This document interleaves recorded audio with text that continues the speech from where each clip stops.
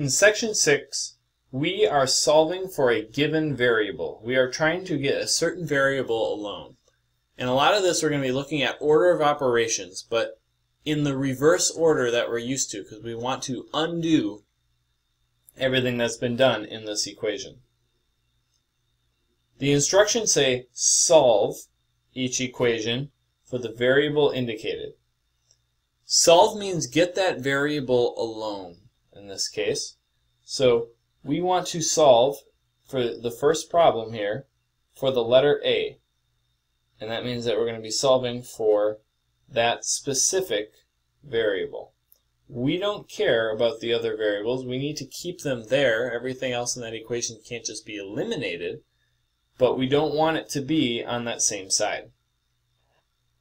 When we think about PEMDAS, our order for order of operations, we have our grouping symbols, which is what the P is, parentheses, first. We have our exponents and log second. We have our multiplication and division as the next layer together. And we have our addition and subtraction as the very last layer. So that's the PEMDAS that we're familiar with. That last part, addition and subtraction, is the thing that you want to try to do first when getting your variables solved. In this example here, A and B and C are all being multiplied together. They are stuck in a big group of multiplication. But then we have this dy over here that's being subtracted. That's the one that we're going to try to get rid of first. So we actually want to add dy to both sides. So we're going to take a dy and add it over here, and add dy over here.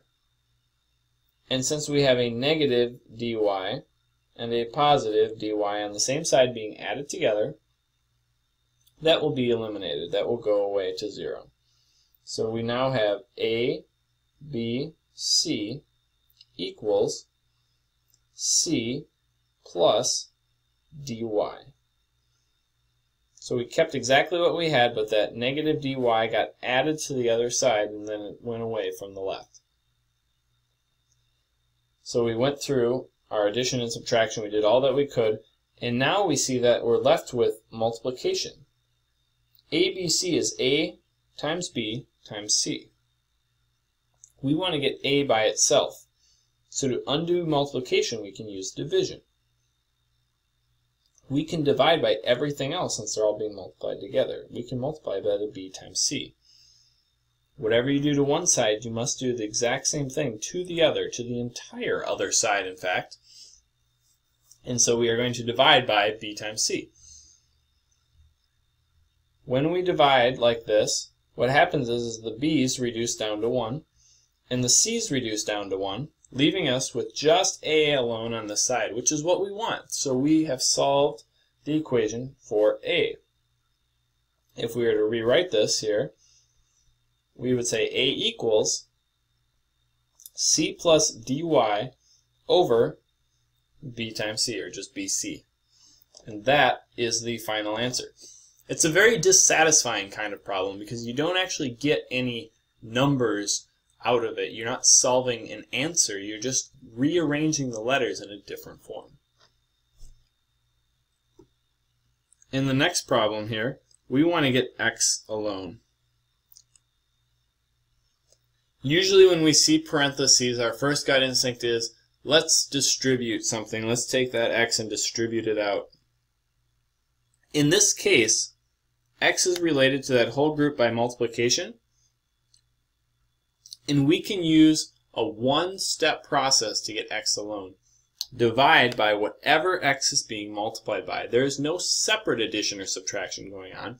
It is all within this group. If we divide both sides by the full y plus 3, what will happen is that entire group of y plus 3 will reduce top and bottom down to 1, leaving us with only x on the right. On the left side, we have 3 over y plus 3. Our goal was to solve for x to get x alone. We did that. This is the answer. That may have looked like it was going to be a lot of steps, but that was a very quick problem. Below, we are solving for y. Same principle applies here. We want to get that y alone. The first thing that we can do on this side of the equation is look at how y is related to everything else. Y is related through multiplication to the negative 3/8 and through addition to the 15/8. Since our goal is to undo PEMDAS, we start at the bottom. Anything that is being fully added or subtracted is the first one to go. So this 15/8 needs to go away. So we're going to do the opposite. We're going to subtract 15/8 or add a negative 15/8 is another way of thinking of that. And we're going to do that to both sides. So we're going to tack on a negative 15/8 that will be added over here. When we do that, these are going to reduce to 0, leaving us with negative 15/8 minus x is equal to negative 3/8 y times y. Our next step is to undo the multiplication. To do that, we can divide. Now, this is not the prettiest way to do this, and I am probably going to show you other methods later on in this course. But for now, since we know that the undoing of multiplication is division, we are going to divide this by negative 3/8 and divide the entire other side by negative 3/8.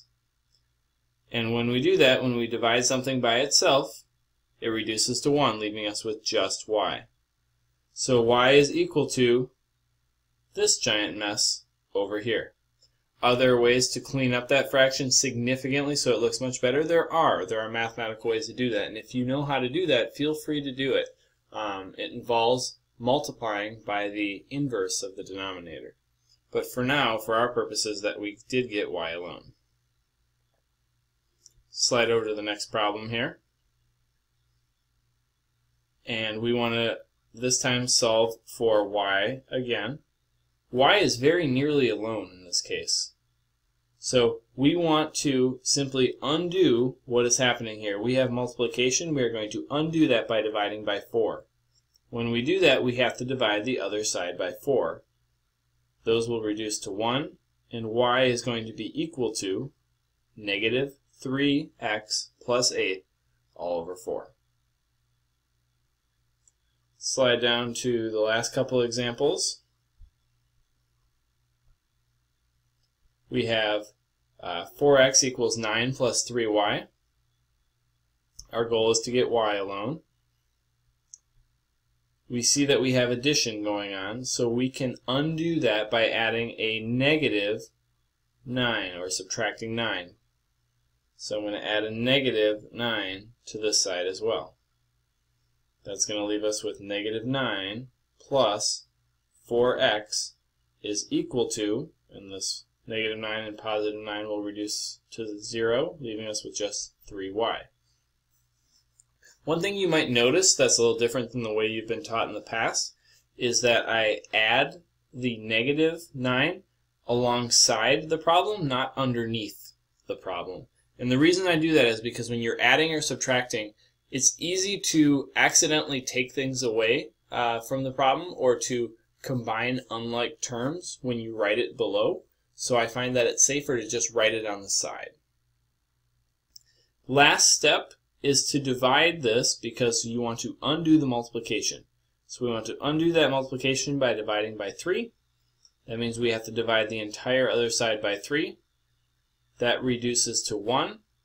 And our answer is going to be y is equal to negative 9 plus 4x all over 3. And we could probably include the y equals in each of these because it is an equation and we don't want to lose that part.